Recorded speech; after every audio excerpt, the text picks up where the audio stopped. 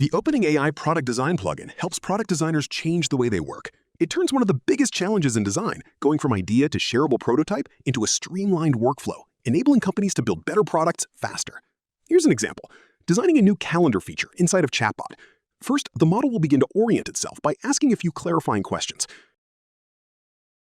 I'll answer those and provide a reference file for it to use as a visual brief. Now it has a strong understanding of the direction, so we'll start the ideation process. Model generates 3 different visual directions. I can review each one, compare the options, and decide which prototype I want to build. Oh, pretty good.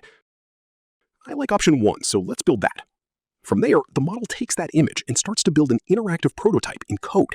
It generates the supporting images and assets needed for the experience, then goes through and tests the prototype itself before handing it over.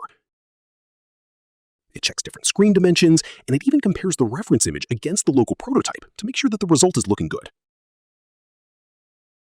Now we can test it ourselves. I'll open the prototype in full screen and start clicking around. I can interact with the application, toggle features on and off, scroll around, and get a strong sense of how this calendar experience could work in practice. If I wanted to refine it further, I could annotate specific parts of the prototype and ask for changes. For now, this looks good, so we'll move on. Next, we'll share the idea with the team. One option is to create a Figma artifact.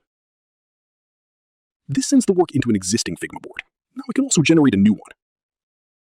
Once this finishes up, let's open up that Figma file and take a look.